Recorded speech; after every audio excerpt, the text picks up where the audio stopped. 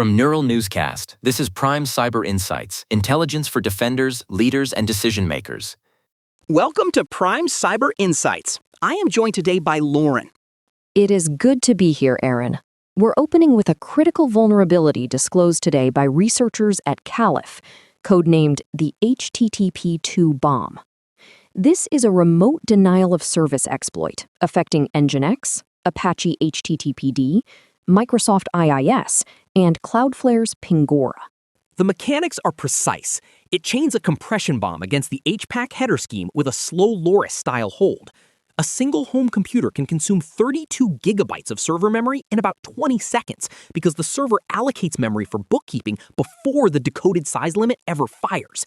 NGINX has already issued a patch in version 1.29.8, but Envoy and IIS remain unpatched as of this morning. It's a reminder that protocol specifications often ignore the holding cost of memory.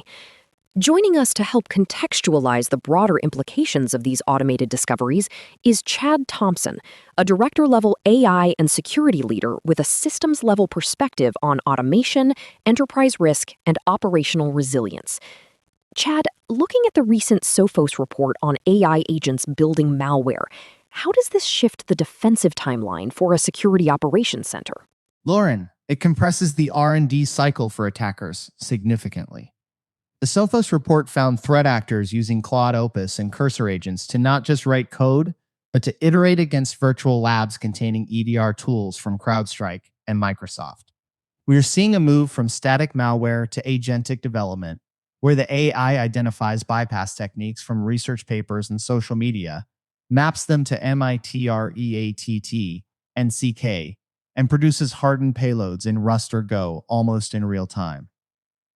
Chad, following up on that, if the AI is effectively testing the malware against our own defensive tools before deployment, does that make our current signature-based or even behavioral detection models obsolete? It certainly raises the bar for behavioral detection.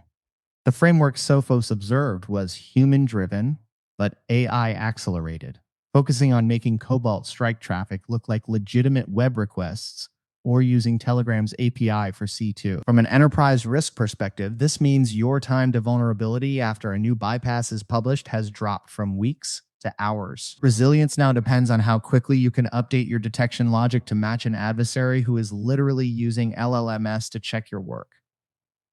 Chad, what is the systems-level takeaway for a CISO deciding where to allocate budget between automated defense and human oversight in this new environment?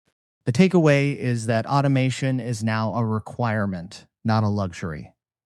You cannot manually defend against an automated discovery pipeline. However, the human oversight must move upstream, focusing on the architectural weaknesses like the HTTP2 spec errors we just discussed, rather than chasing individual indicators of compromise. If the adversary uses AI to find the cracks, we have to use AI to seal the foundation.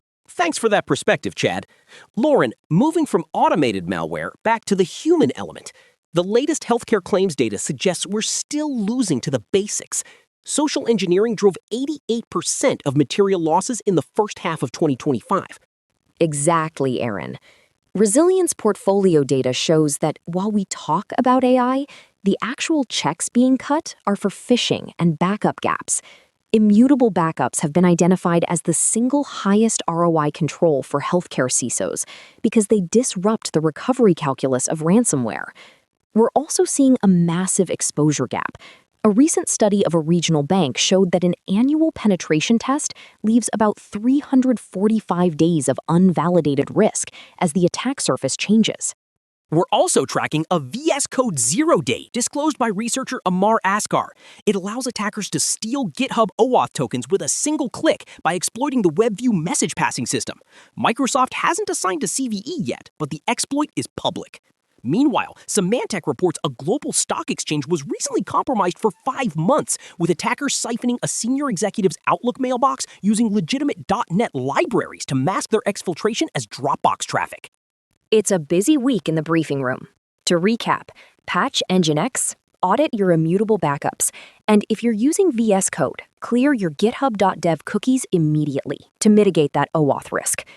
For Prime Cyber Insights, this is the Daily Briefing. Thank you, Lauren. This briefing is for informational purposes and does not constitute legal or technical advice.